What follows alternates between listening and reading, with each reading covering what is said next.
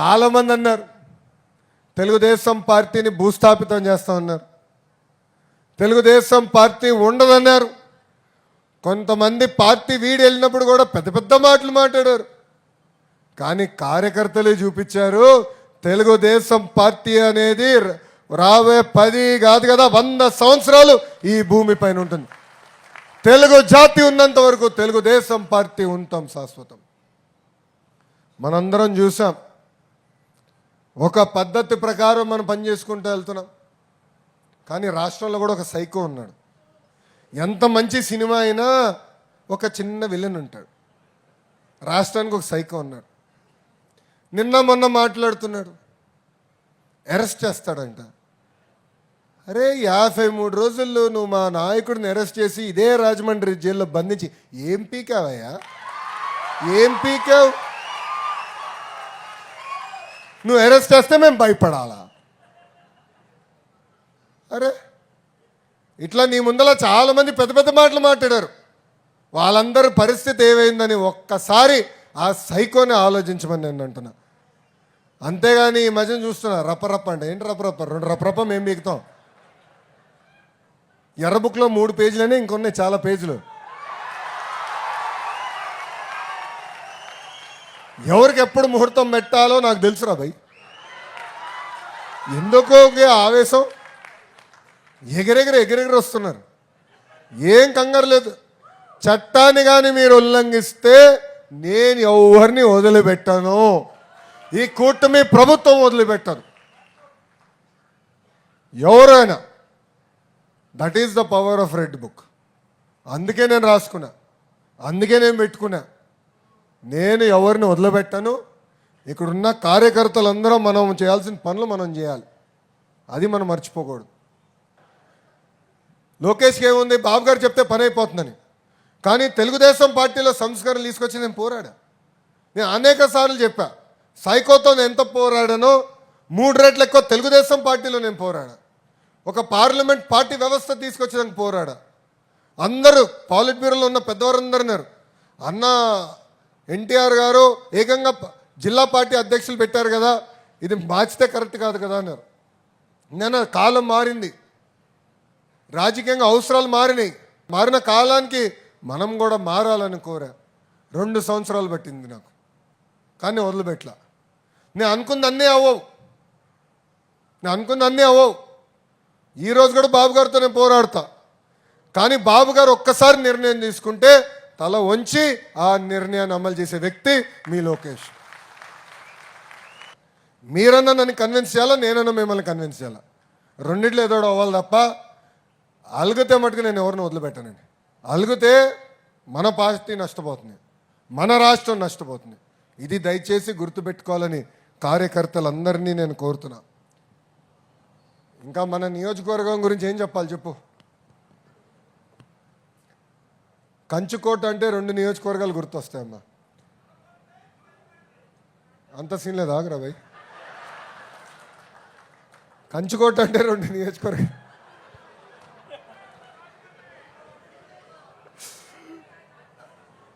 అయ్యా నాకు మా మామగారు చిచ్చు పెట్టేటట్టున్నా స్వామి. నేను ఎక్కడున్నాడు ఆ మహానుభావుడు? ఎవడు చెప్పాడు? అందరు చూపిస్తున్నారు. ఇప్పుడు పార్టీ ఆవిర్భావం తర్వాత 2 నియోజకవర్గాలు మనం ఎప్పుడు ఓడిపోయింది. ఒకటి కుప్పం, 2వది హిందూపూర్. ఎప్పుడు ఓడిపోలా. ఏంటి చప్పట్లు కూడా ఎత్తున్నారు? ఆ చరిత్ర మనం తిరిగి రాయాలి స్వామి. మళ్ళీ కంచుకోట అంటే మంగళగిరి, రాజమండ్రి లాగా తెలిసే విధంగా చరిత్ర తిరిగి రాయాలి. చరిత్ర రాయాలన్నా, తిరిగి రాయాలన్నా ఒక తెలుగుదేశం పార్టీతోనే సాధ్యం. మనం చూసాం 2019లో మీరు మమ్మల్ని ఆశీర్వదించారు, దీవించారు, భవానీ చెల్లమ్మని గెలిపించారు. అందుకే ఎక్కడికి వెళ్ళినా జై భవానీ అంటాను నేను. వాసు జాతి కూడా చెప్పించాలి. కష్టకాలంలో నిలబడింది చెల్లి. శాసనసభ సాక్షిగా మా తల్లిని ఎట్లయితే అవమానించారో భవానీ గారిని కూడా అవమానించారు. మద్యం పైన మాట్లాడితే ట్రోల్ చేశారు, మనందరం చూసాం. ఒక చీమను కూడా ఏమనలేదు చెల్లి.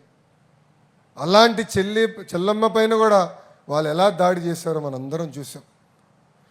ఇప్పుడే వాసు అన్నాడు ఎమ్మెల్సీ ఎన్నికలు వస్తున్నాయి, అప్పటికి నాకు అర్థమైంది మనం గెలుస్తామని. ఎంత ఇబ్బంది పెట్టారో మనందరం చూసాం. వాసు పైన కేసులు పెట్టారు, జైలుకి తీసుకెళ్లారు. ఇక్కడ అప్పారావు గారి పైన కేసులు పెట్టారు, వాసు గారి తల్లి పైన కేసులు పెట్టారు. చివరికి వాసు చెప్పినట్లు వాళ్ళ కొడుకు ఇంట్లో ఉంటే పోలీసుల్ని పంపించి అన్ని రకాలుగా ఇబ్బంది పెట్టాలని ప్రయత్నించారు. కానీ జై తెలుగుదేశం అన్న నినాదానికి కట్టుబడి ఉంది ఆదిరెడ్డి కుటుంబం అని సభాముఖం తెలియజేస్తుంది. 5 సంవత్సరాలు మమ్మల్ని ఎక్కడ ఇబ్బంది పెట్టలా. ఒకటే చెప్పాడు, అన్న 2024లో మళ్ళీ మాకు అవకాశం ఇస్తావు కదా అని. నేను అప్పుడు ఒకటే మాట అనేవాడిని, జై భవానీ అనేవాడిని.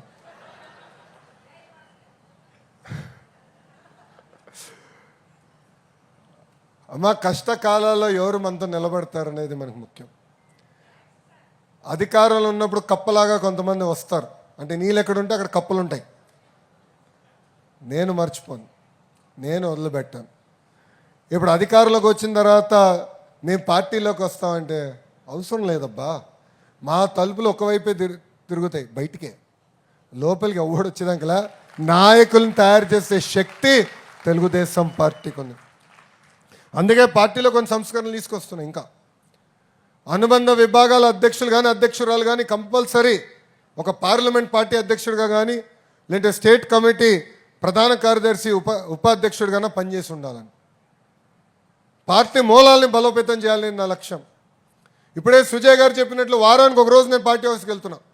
నేను ఒకరోజు గౌరవ ముఖ్యమంత్రి చంద్రబాబు నాయుడు గారు ఒకరోజు వెళ్తున్నాం.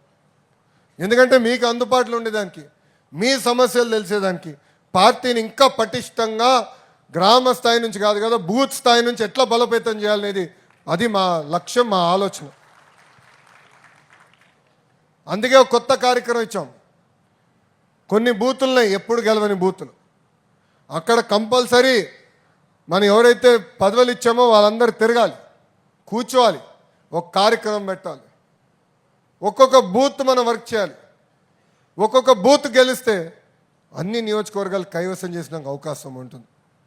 కానీ ఇక్కడ ఉన్న కార్యకర్తలందరికీ నేను కొన్ని విషయాలు చెప్పదలుచుకున్నా. మొదటిది, పార్టీ ఇచ్చిన కార్యక్రమాలు తూచా తప్పకుండా మనం అమలు చేద్దాం, కలిసికట్టుగా చేద్దాం.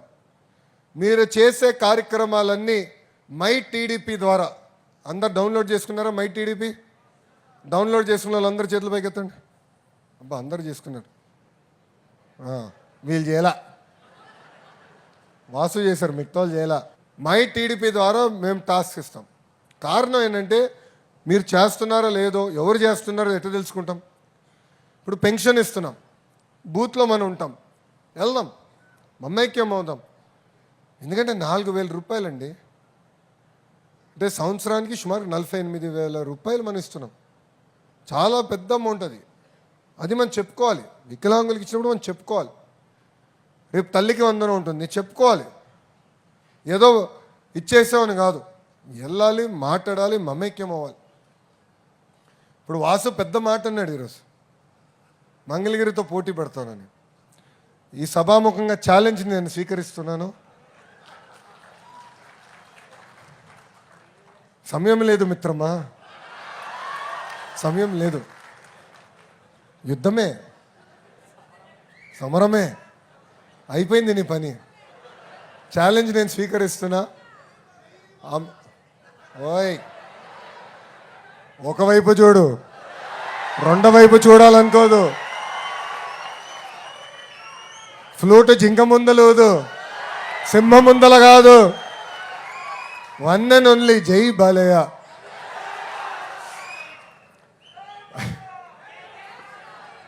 ఆయన అంత పవిత్రమైన వ్యక్తిని నేను ఏనాడు చూడలే. కోపం ఎంత స్పీడ్గా వస్తుందో ప్రేమ కూడా అంతే స్పీడ్గా వస్తుంది. నాకు బ్రహ్మనికి పెళ్ళై 19 సంవత్సరాలు అయింది. బ్రహ్మని గ్రాడ్యుయేషన్ అనుకుంటా, నా గ్రాడ్యుయేషన్ యూఎస్ ఉన్నప్పుడు ఆయన వచ్చారు. సో జనరల్గా పెద్దవారు అమ్మ నాన్న వచ్చారు, అత్తగారు మామగారు వస్తే హోటల్లో పెడతాం. మన ఉండేది ఇంత బుల్లి అపార్ట్మెంట్, వాళ్ళే ఎందుకు పెడతాం? సో బాబు గారు అమ్మ నాన్నగారు వచ్చారు, ప్రోగ్రామ్ అయిపోయింది, వెళ్ళిపోయారు. బాలయ్యబాబు గారు సీరియస్, సరే నా హోటల్లో నా వల్ల అవట్లేదురా అన్నాడు. నేను ఇంట్లో ఉండేదే 1 బెడ్రూమ్ అపార్ట్మెంటు, దాంట్లో మీరు ఎక్కడ పడతారు, నేను ఎక్కడ పడతాను. ఏం పర్లేదు అల్లుడు గారు, నేను వస్తున్నా అని చెప్పి నీగా పెట్టేడు సర్దుకుని వచ్చేసాడు ఆయన. ఎంత సింపుల్, అసలు ఆశ్చర్యం వేస్తుంది ఒక వ్యక్తి అంత సింపుల్గా ఉండగలుగుతామని. నేను కూడా అంత సింపుల్గా ఉండలేను స్వామి, ఆయన అంత సింపుల్. సో ప్రేమ అంతే స్పీడ్గా వస్తుంది, కోపం కూడా అంతే స్పీడ్గా వస్తుంది మా ముద్దల మావయ్య దగ్గర. సో ఇప్పుడు వాసు అన్నాడు మంగళగిరిలో పోటీ పెడతామని. 2019లో మీ అందరూ తెలుసు 5,300 ఓట్లతోనే ఓడిపోయా. ఒకరోజు బాధ ఆవేదన ఉంటుంది, ఎవరికైనా ఉంటుంది కదా ఓటమైన తర్వాత. కానీ రెండో రోజు నుంచి ఆ బాధ ఆవేదన నాలో కసి పెంచింది, కమిట్మెంట్ పెంచింది. అందుకే మీరు చూస్తే మంగళగిరి ఎవరైనా కలవాలంటే ఎమ్మెల్యేలందరూ ఆగాల్సిందిరా భయ్. మంగళగిరి ప్రజల్ని ఫస్ట్ కలుస్తా, మంగళగిరి నాయకులు కలుస్తా, తర్వాత ఎవరైనా కలుస్తా. కానీ దానికన్నా ముఖ్యమైనది ఏంటంటే ప్రేమ, పలకరింపు. సో మీ బూత్లో ఉన్న ప్రజల్ని, యూనిట్లో ఉన్న ప్రజల్ని, క్లస్టర్లో ఉన్న ప్రజల్ని, మండల్లో ఉన్న ప్రజల్ని ప్రేమగా పిలవండి. అందరి సమస్యలు మనం పరిష్కరించలేం, దేవుడు కూడా పరిష్కరించలేం. కానీ చెప్పే విధానం ఉంటుంది, చెప్పే స్టైల్ ఉంటుంది, ప్రేమతో గెలుచుకోవాలి. నేను మిమ్మల్ని అందరూ కోరేది ఒకటే, 151 11 అయిందంటే దానికి ప్రధానమైన కారణం అహంకారం. అహంకారం వదిలిపెట్టుకోవాలి.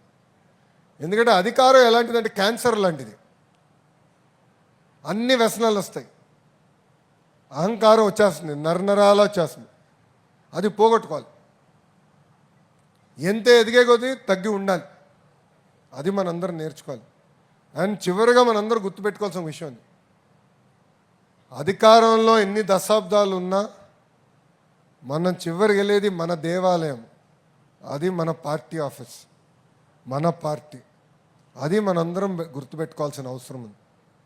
అందుకే ఎంత పని ఒత్తిడున్నా, ఎన్ని యాక్టివిటీలున్నా నేను కంపల్సరీగా కార్యకర్తలు కలవాలి. ఏ నియోజకవర్గంకి వెళ్ళినా కార్యకర్తలతో ఇట్లా మాట్లాడాలి, అందరితో ఫోటో దిగుతాను. ఎవరు కంగారు పడద్దు, తోపులాట చేసుకోవద్దు, అరవద్దు. క్రమశిక్షణ, లైన్గా రండి, వెనకాలన్న చివరి వ్యక్తితో ఫోటో దిగి వెళ్తా, ఆ డౌట్ వద్దు మీకు. పాదయాత్రలోనే ఇచ్చా, ఇది పెద్ద పని కాదు. కానీ మీరందరూ కూడా గుర్తుపెట్టుకోవాల్సింది ఏంటంటే, ఈరోజు వాసు ఒక ట్రస్ట్ ఏర్పాటు చేసి ప్రజలు కూడా మెరుగైన సేవలు చేస్తున్నాడు. ఆనాడు అన్న క్యాంటీన్ లేకపోతే అన్న క్యాంటీన్ ఏర్పాటు చేసి సేవలు చేశారు. ఇది మనందరం గుర్తుపెట్టుకోవాలి. ఆయన తీసుకున్న అన్ని నిర్ణయాలతో మనం ఏకీభవించవచ్చు, కానీ కష్టకాలాల్లో ఎవరు మనతో నిలబడ్డారు, ఎవరు మనకు అండగా ఉన్నారు, మన పైన కేసు పెడితే ఎవరు నిలబడ్డారు అనేది ఒక్కసారి ఆలోచించాల్సిన అవసరం. ఎందుకంటే 53 రోజులు బాబు గారిని జైల్లో బంధిస్తే ఎవరు నాతో నిలబడ్డారు ఇప్పటికీ నా బాధ తెలుసు. చౌదరన్నతో కారులో మాట్లాడుతూ ఉన్నాం, మేమందరం ఆడుకుంటున్నాం. వాసు కూడా ఉండే, రాజమండ్రి జైలు దాటితే చెప్తున్నా ఎన్ని ఇబ్బందులు పడ్డాం. కేసు పెడతామన్నారు, జైలుకు పంపిస్తా అన్నారు, కానీ మీరు మా కుటుంబానికి అండగా నిలబడ్డారు.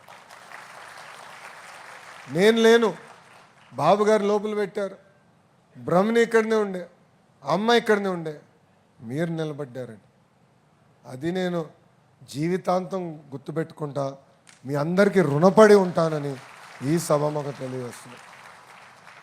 మనందరం ఒక కుటుంబం, కలిసికట్టుగా పనిచేద్దాం. వాసుని ఎంత పొగుడతానో అంతే తిడతా, 2 దెబ్బలు కూడా వేస్తా. ఎందుకంటే నాకు అక్క చెల్లెలు అన్న తమ్ముడు లేరు, నాకుంది మీరందరే. వాసుని చూసినప్పుడు కూడా అట్టనే భావిస్తా, రాముని చూసినప్పుడు కూడా అట్టనే భావిస్తా, బొజ్జల సుధీర్ని చూసినప్పుడు కూడా అట్టనే భావిస్తా. మనందరం ఒక కుటుంబం, కలిసికట్టుగా ముందరికి వెళ్దాం. 2024 ఎన్నికల్లో 3 పార్టీలు కలిసికట్టుగా పోటీ చేసింది. ఒకటి తెలుగుదేశం పార్టీ, ఒకటి జనసేన, మూడోది భారతీయ జనతా పార్టీ. ముగ్గురం కలిసికట్టుగా పనిచేసాం. ఎవరు ఊహించిన విధంగా 94% సీట్లు మనం గెలుచుకున్నాం. ఈరోజు కేంద్రంలో ఎన్డీఏ ప్రభుత్వం, రాష్ట్రంలో ఎన్డీఏ ప్రభుత్వం ఉంది కనుకనే ఇన్ని సంక్షేమ అభివృద్ధి కార్యక్రమాలు మనం చేయగలుగుతున్నాం. లేదంటే జీతాలు కూడా కట్టే పరిస్థితి ఉండేది కాదు. ఇది మనందరం గుర్తుపెట్టుకోవాలా. ప్రతిపక్షంలో ఉన్న సైకో వాళ్ళు ఏం చేస్తారంటే ఈ రెండు మూడు 2 పార్టీలు కానీ 3 పార్టీల మధ్య చిచ్చు పెట్టడానికి ప్రయత్నిస్తారు, ఇబ్బంది పెట్టడానికి ప్రయత్నిస్తారు. తెలుగుదేశం పార్టీ పేర్లతో వాళ్ళని తిడతారు, వాళ్ళ పేరుతో మనం తిడతారు. మనం అప్రమత్తంగా ఉండాలి. మీ అందరూ ఒకటి చెప్తున్నా, no cross fire, no misfire, no విడాకులు. రాదు, ఉండదు. పవన్ అన్న కానీ, గౌరవ ప్రధానమంత్రి నరేంద్ర మోడీ గారు కానివ్వండి, లేదంటే మన నాయకుడు చంద్రబాబు నాయుడు గారు కానివ్వండి, చాలా క్లారిటీతో రాబోయే 5 కాదు 10 కాదు కనీసం 15 సంవత్సరాలు ఆంధ్ర రాష్ట్రంలో కూటమి ప్రభుత్వం కలిసికట్టుగా పోటీ చేయాలి, గెలవాలి, దారి తప్పిన రాష్ట్రాన్ని సరైన దారిలో పెట్టాలి. దీనికి అందరం కష్టపడాలి. మీరందరూ చూస్తున్నారు, బాబు గారు 70 సంవత్సరాలు ఎంత పరిగెడుతున్నాడండి? పరిగెడుతున్నాడు లేదా? చచ్చిపోతున్నా నేను. ఆయన స్పీడ్ ఇప్పటికే అందుకోలేకపోతున్నారా బాబు? Any doubt? బాబు గారు ఎనీ డౌట్ రా భయ్? మొన్న ఎవరు అడిగారు బాబు గారు సీక్రెట్ ఏంటంటే, నేను చెప్పాను అది ఒక 75 year old కాదు రా భయ్, 3 ఉన్నారు 25 సంవత్సరాల కుర్రోళ్ళు, 3 పరిగెడుతున్నట్టు ఉంది అది. ఆయన ఎక్కడా అసలు తగ్గేదే లేదు. చచ్చిపోతున్నాం మేము అందరం. నిన్న కలెక్టర్ కాన్ఫరెన్స్ పూర్తి చేసుకున్నారు, ఢిల్లీకి వెళ్ళారు, మొత్తం ప్రిపేర్ అయ్యారు. సుమారుగా 5 కేంద్ర మంత్రులు కలుస్తున్నారు, కష్టపడుతున్నారు, చాలా సిస్టమేటిక్గా పనిచేస్తున్నారు. ఎందుకంటే మన భవిష్యత్తు కోసం, మన పార్టీని శాశ్వతంగా నిలబెట్టేదానికోసం. అందరూ గుర్తుపెట్టుకోవాలి, ఒక కార్యకర్తగా నేను మీకు అందుబాటులో ఉంటా, మీ సమస్యలు ఏంటో తెలియజేయండి. నేను ఇక్కడ ఉన్న మిమ్మల్ని అందరూ చివరిగా కోరేది ఒకే విషయం, మన బూత్లో సమస్య ఉంటే మనం బూత్లో మాట్లాడుకోవాలి, లేదంటే యూనిట్లో మాట్లాడాలి, క్లస్టర్తో మాట్లాడాలి, లేదంటే డివిజన్లో మాట్లాడాలి, లేదంటే పట్టణ పార్టీతో మాట్లాడాలి, తర్వాత వాసు దగ్గరికి రావాలి. మన సమస్యలు మనమే పరిష్కరించుకోవాలి. అంతేగాని అధైర్యపడి దానివల్ల మళ్ళీ తీవ్రంగా నష్టపోయేది మనమే. అందరి సమస్యలు నేను తీర్చగలుగుతానని అనట్లా. ఒకే రోజు దేవుడు కూడా అన్ని కోరికలు తీర్చలేడు రా స్వామి. నేను దేవుడు కాదు, నేను మనిషినే. నేను 10 నిర్ణయాలు తీసుకుంటా, 3 తప్పవుతాయి. చెప్పాల్సిన బాధ్యత మీది, అది సరిదిద్దుకోవాల్సిన బాధ్యత నాది. అంతేగాని మళ్ళీ అలిగి ఇంట్లో పడుకోకూడదు. నాకు వర్తిస్తుంది, వాసుకి అదే వర్తిస్తుంది, సుజయ్ గారు కానీ చౌదరన్న కానీ అందరికి ఇదే వర్తిస్తుంది. మేము అందరం నేర్చుకోవడానికి సిద్ధంగా ఉన్నాం. ఈయన తప్పులు చేస్తే సరిదిద్దుకోవడానికి సిద్ధంగా ఉన్నాం. తెలియజేయాల్సిన బాధ్యత ఇక్కడున్న కార్యకర్తలందరిపైన ఉందని నేను తెలియజేసుకుంటూ, ఇచ్చిన అన్ని కార్యక్రమాలు తూచా తప్పకుండా అమలు చేయాలి, కష్టపడాలి. కష్టానికి వేరే ఆప్షన్ లేదు. సక్సెస్కి షార్ట్ కట్ ఉండదు.